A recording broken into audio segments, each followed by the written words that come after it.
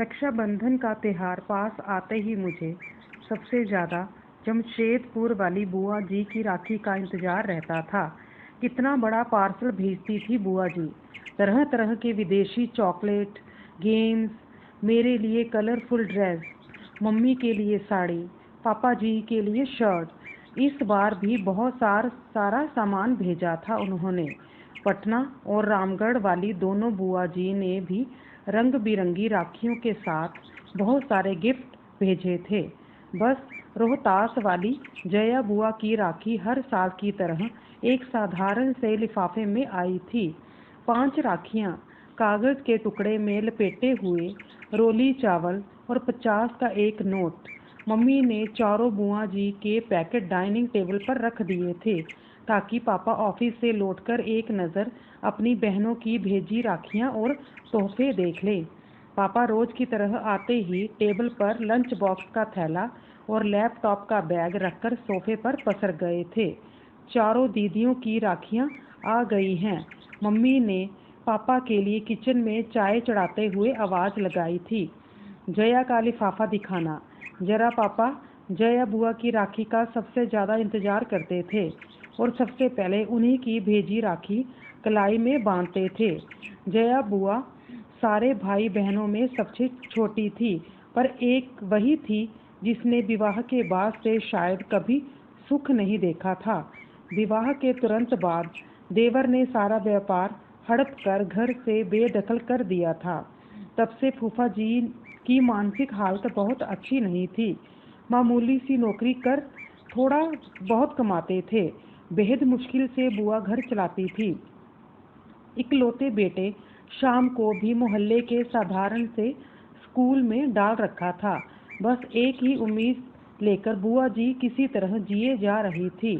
जया बुआ के भेजे लिफाफे को देखकर पापा कुछ सोचने लगे थे। गायत्री, इस बार रक्षाबंधन के दिन हम सब सुबह वाली पैसेंजर ट्रेन से जया के घर रोहतास जाएंगे, उसे बगैर बताए।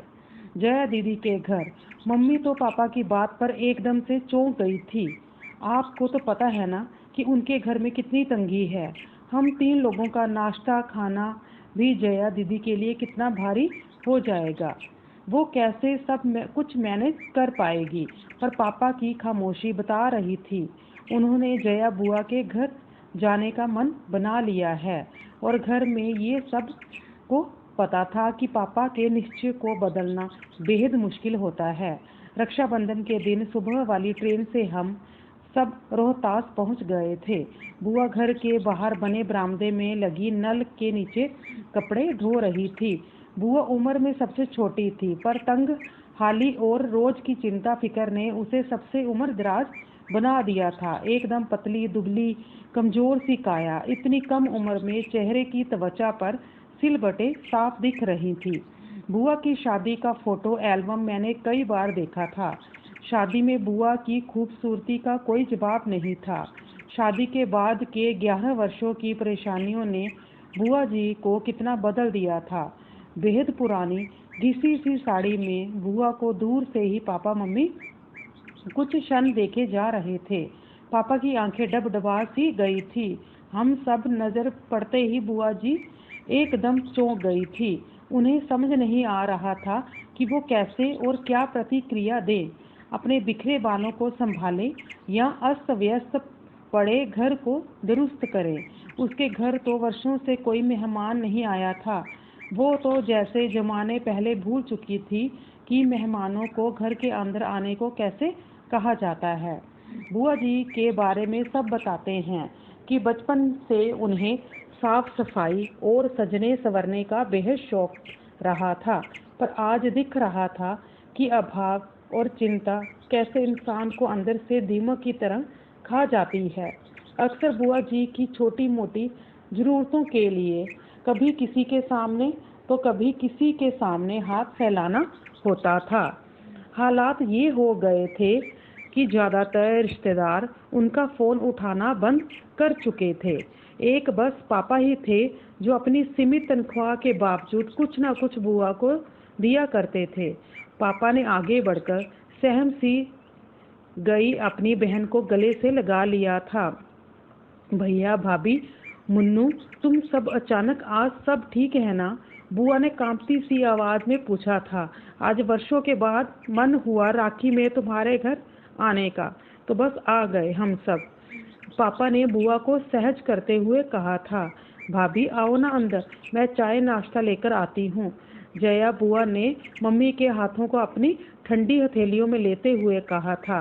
जया तुम बस बैठो मेरे पास, चाय नाश्ता गायत्री देख लेगी। हम लोग बुआ जी के घर जाते समय रास्ते में रुक कर बहुत सारी मिठाइयाँ और नमकीन ले गए थे। मम्मी किचन में जाकर सबके लिए प्लेट लगाने लगी थी। उधर बुआ कमरे में पुरानी फटी चादर बिछे खटिया पर अपने भैया के पास बैठी थी। बुआ जी का बेटा शाम दौड़कर फूफा जी को बुला लाया था। राखी बांधने का मुहूर्त शाम 7 बजे तक का था। मम्मी अपनी ननद को लेकर मॉल चली गई थी, सबके लिए नए ड्रेसेस खरीदने और बुआ जी के घर के लिए किराने का सामान लेने के लिए। शाम होते होते पूरे घर का हुलिया बदल दिया था। नए पर्दे, बिस्तर पर नई चादर, रंग बिरंगे डोरमैट और सारा परिवार नए ड्रेस पहनकर जंच रहा था। ना जाने कितने सालों बाद आज जया बुआ की रसोई का भंडार घर लबालब भरा हुआ था। धीरे धीरे एक आत्मविश्वास सा लौटता दिख रहा था बुआ के चेहरे पर सच तो ये था कि उसे अभी भी सब कुछ स्वप्न सा लग रहा था। बुआ जी ने थाली में राखियां सजा ली और मिठाई का डब्बा रख लिया था। जैसे ही पापा को तिलक करने लगी, पापा ने बुआ को रुकने को कहा।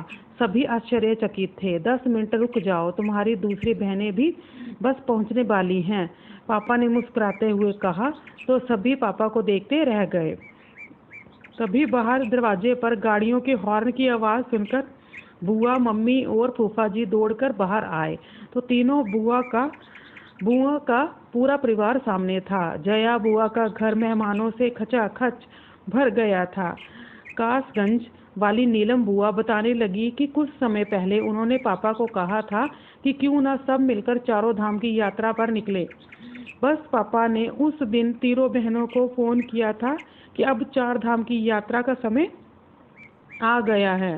पापा की बात पर तीनों बुआ सहमत थी और सबने तय किया था कि इस बार जया के घर सब जमा होंगे और थोड़े थोड़े पैसे मिलाकर उसकी सहायता करेंगे। जया बुआ तो बस एक का टक अपनी बहनों और भाई के परिवार को देखे जा रही थी। कितना बड़ा सरप्राइज दिया था आज सबने उसे। सारी बहनों से वो गले मिलती जा रही थी। सबने पापा को राखी बांधी। ऐसा रक्षाबंधन शायद पहली बार था सबके लिए। रात एक बड़े रेस्टोरेंट में हम सभी ने डिनर किया, फिर गप्पे करते जाने कब काफ़ी रात हो चुकी थी और अभी जया बुआ ज़्यादा बोल नहीं रही थी। वो तो बस बीच बीच में छलक आते अपने आंसू पोंछ लेती थी।